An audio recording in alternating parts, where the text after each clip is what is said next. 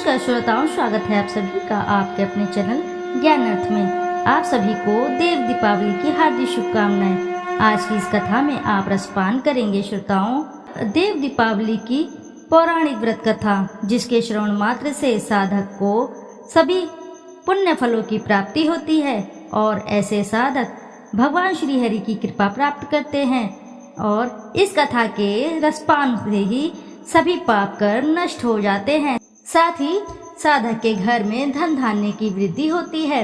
आइए ध्यान लगाकर रसपान करते हैं देव दीपावली की पावन पवित्र व्रत कथा।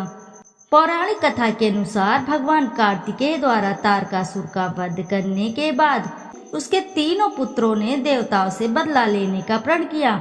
उन्होंने कठोर तप करके ब्रह्मा जी से वरदान मांगा, हे प्रभु, आप हमारे लिए 3 पूरियों का निर्माण कर दें और वे तीनों पूरियां जब अभिजीत नक्षत्र में एक पंक्ति में खड़ी हो और कोई क्रोधजित अत्यंत शांत अवस्था में असंभव रथ और असंभव बाण का सहारा लेकर हमें मारना चाहे, तब हमारी मृत्यु हो। ब्रह्मा जी ने कहा, तथास्तु। इसके बाद तीनों ने अपने आतंक से पूरी पाताल धरती और स्वर्गलोक में सभी को त्रस्त कर दिया था। देवता, ऋषि और मुनि भगवान शिव से सहायता मांगने गए और उनसे राक्षस का अंत करने की प्रार्थना की।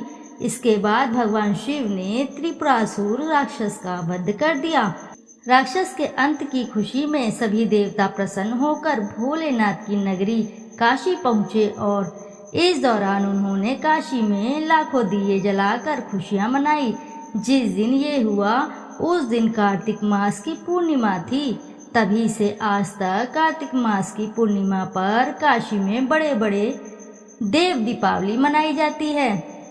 आइए अब रसपान करेंगे अगली व्रत कथा।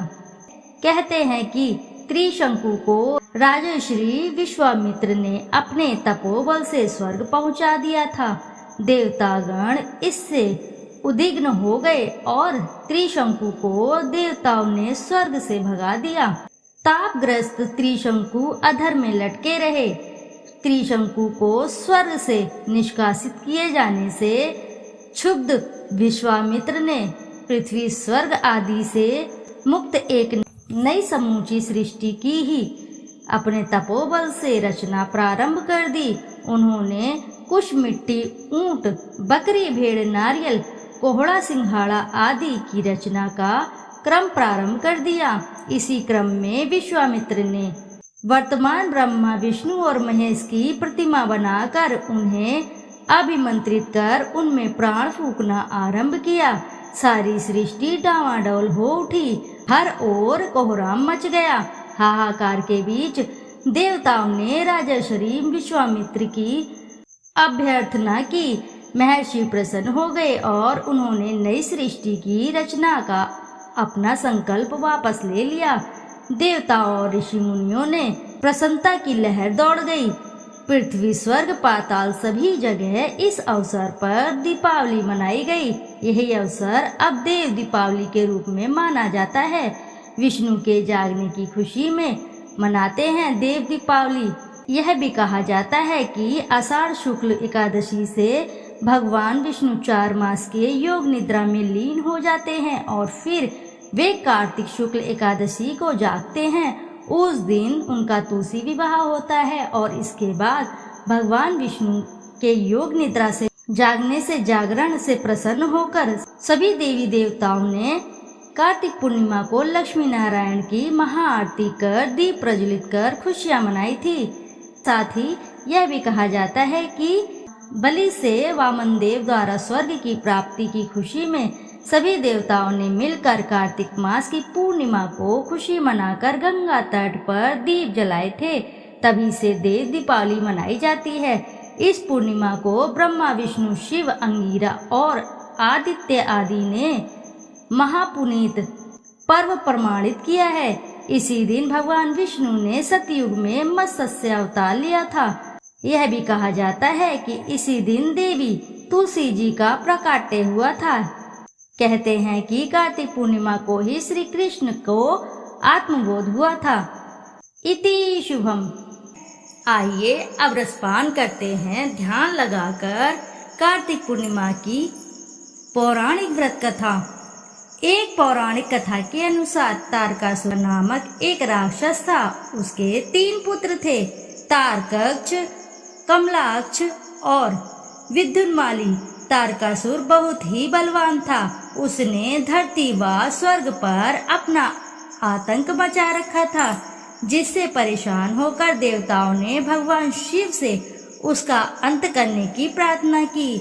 उनकी प्रार्थना सुनकर भगवान शिव ने तारकासुर का वध किया। इससे देवता बड़े प्रसन्न हुए। उसके बाद तीनों पुत्रों को यह सुनकर बड़ा दुख हुआ और उन्होंने इसका बदला लेने के लिए ब्रह्मा जी की घोर तपस्या की। उनकी तपस्या से प्रसन्न होकर ब्रह्मा जी ने तीनों से वरदान मांगने को कहा। तीनों ने ब्रह्मा जी से अपने अमर होने का वरदान मांगा। ब्रह्मा जी ने अमरता के अलावा कोई दूसरा वरदान मांगने को कहा। इसके बाद उन तीनों ने कुछ देर तक इस पर बहुत विचार किया और फिर ब्रह्मा जी से कहा, आप 3 अलग अलग नगरों का निर्माण करें, जिसमें सभी बैठकर पूरी पृथ्वी का आकाश में घूम सके।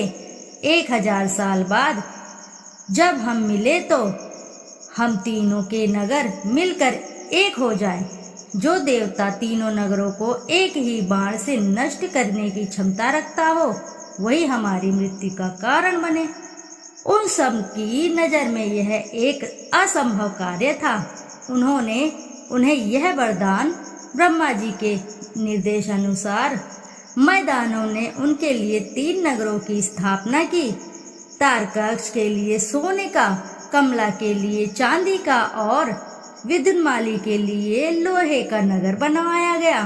तीनों ने मिलकर तीनों लोकों पर अपना अधिकार जमा लिया। इंद्र देवता इन तीनों राक्षसों से बहुत भयभीत हुए और भगवान शिव शंकर की शरण में गए। इंद्र की बात सुनकर जब भगवान शिव ने इन दानवों का नाश करने के लिए एक दिव्य रथ का निर्माण किया। इस दिव्य रथ की हर एक चीज देवताओं से बनवाई गई थी। चंद्रमा और सूर्य से पहिए बने। इंद्र और वरुण, यम और कुबेर रथ के 4 घोड़े बने। हिमालय धनुष बने और शेषनाग प्रत्यंचा बने। भगवान शिव खुद बाण बने और बाण की नोक अग्निदेव स्वयं बने।